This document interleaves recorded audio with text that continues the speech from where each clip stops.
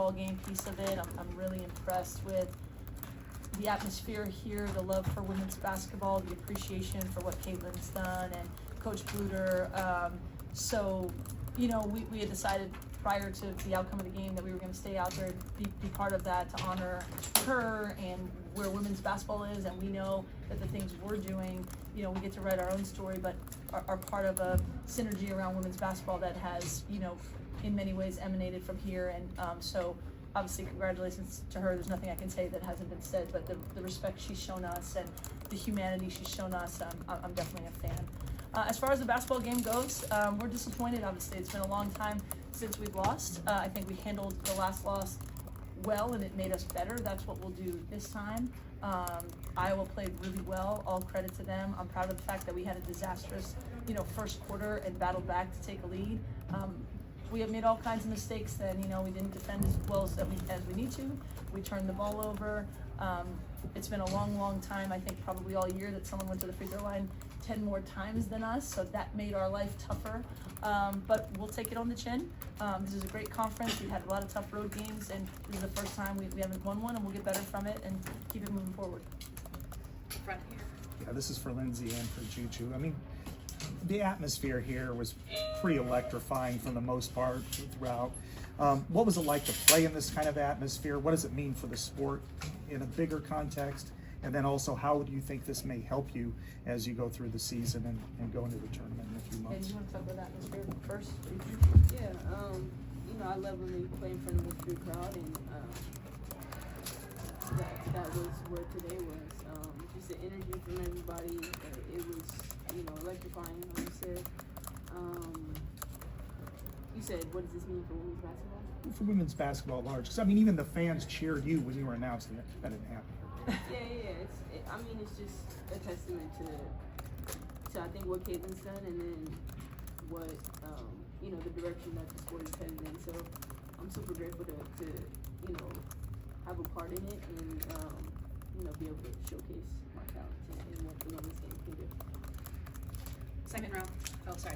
I was just gonna say that we played in a lot of good atmospheres. We put them in situations to have to compete. This is the first time like everyone was in their seat with 10 minutes to go before the game.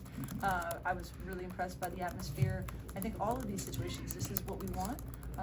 You know, when we get to March and April, I think we'll have done this a number of times, and our goal is to make our team better throughout these experiences. And you know, there's no doubt the atmosphere was a factor today, and that's something we welcome. Here in the second row, and then the white shirt up front. Yeah, Coach JuJu and Kiki, I do want to say it was incredibly classy for you guys to stay out on the court, and I think it's something everybody in the country noticed, and it says a lot about your program. I wanted to ask you about that first quarter, Coach. Maybe if you could talk about that in JuJu, what was going on there that was so difficult for you guys, and then, you know, how did that sort of create this hole that was just a little bit too much to come back from? Yeah, I mean, I'm not looking at the stat sheet right now, but I've looked at it before. I think we were 1 for 14 from the field.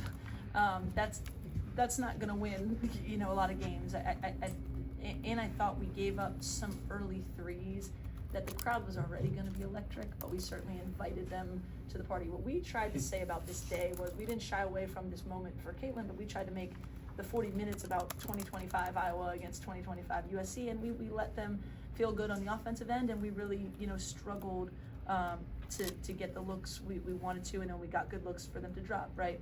So we'll look at that film and see what we could do better, but I was really proud of the fact that, you know, that quarter couldn't really have gone worse, and we fought our way. At one point I said, let's get it under 10 by halftime, and our team said, no, heck no, let's get a lead, and that's what we did. So you know, that ended up sort of being the difference in the game, but once we evened it out, you know, we needed to get stops in that second half. We needed to be able to keep them off the free throw line and, you know, attack that zone a little bit better, and those are things, again, that I'll grow from, we'll grow from, and a little bit better. Front row, and then red shirt, white shirt, green shirt. JuJu, I'm curious to get your thoughts on Iowa's defense today, what they did in particular against you, maybe 1v1, and then as a whole, how did Iowa's defense stack up against some of the other defenses you've seen this year?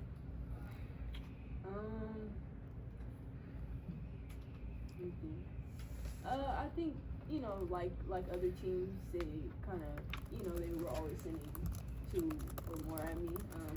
So So it's not something I haven't seen before. I would say that plus the atmosphere, you know, and all that was going on. But you know, I think it was an off night for our whole team, and I think that was a testament to the environment, like I said. But you know, we fought our way back and came up short, and you know, they played great tonight. Right here, front red. Yeah, so a question for JuJu. My co-writer actually pointed out that tonight you had last year's 3 points per game leaders all in the same building. You had Caitlin with her jersey, we had you, and you had Lucy Olson, who was third last year. So why don't you just talk me through a little bit what that's like? You know, you're playing at such a high level, in such a versatile position. You had 27 points to your name tonight, or today. You know, I think I don't really think about that. I think I'm always, you know, grateful to be surrounded by great players. I think it was just a matter of kind of doing what the team needed me to do and you know, trying to make up in that area. So that's always my priority. But you know, when you kind of look out, grateful to kind of be in the same space with players like Caitlin and Olsen. They're great. Right here, front.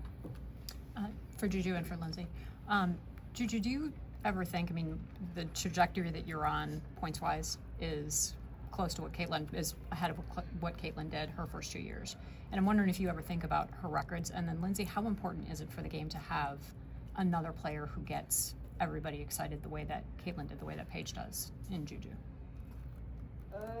I don't really think about it that often. I think I just try to maximize every game and go in with the same mindset of, you know, trying to do what I do to the best of my ability.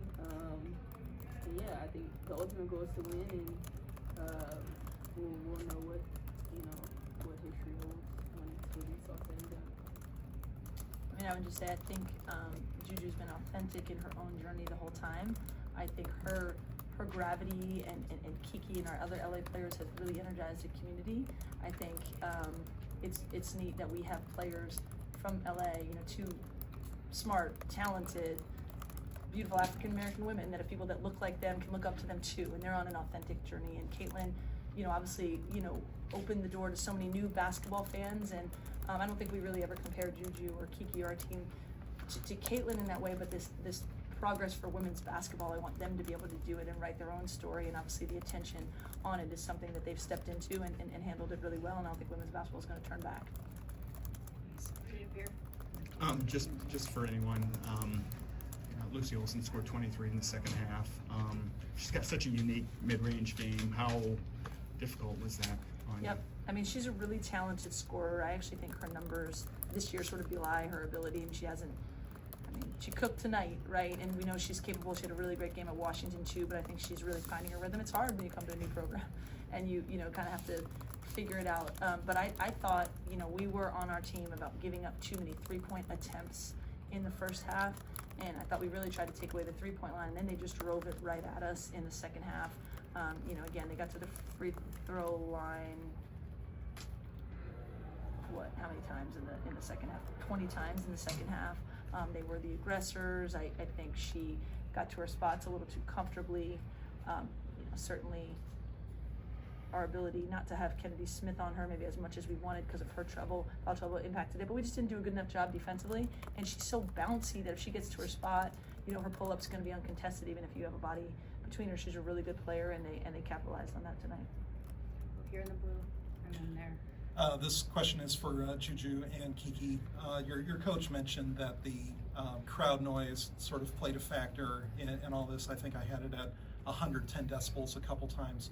From your perspective, actually being on the court, what sort of an effect does a hostile, you know, road environment have on your ability to play the game? I think we, as JuJu said, like we like playing in these environments. You know, we've had three other big games with like loud crowds like this. I think for us, it's just remaining together and sticking together, coming together in huddles and just talking about things. It was really loud in here, so it was hard for us to hear. So that's something that we were trying to be better at, is just communicating. But I think these are great environments for us to play in. Right here.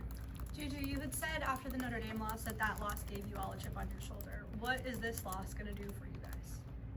Probably add another chip. Yeah, I think that's all it could really do. so much to learn and build off of every game, especially the loss. It kind of hits different. So We'll go over there, and then last question here. Juju, just to be on the sideline to watch the reception that Caitlin got, someone you're obviously probably chasing and looking up to, what was that moment like for you? Oh, it was great. Just to see the love that she gets from our community and everybody in the stands. Like you said, I'm a big fan of her, so to see her get her flowers, it's amazing. Last question. Juju, during the game, there was a young fan who was interviewed who had a sign that said, "I want to be like Juju." What does that mean to you? Oh, it's great. You know, in a stands full of 22 and Caitlin, it's cool to see. You know, I get some love as well. But no, tonight was all about her, and to see my supporters as well. That was really cool.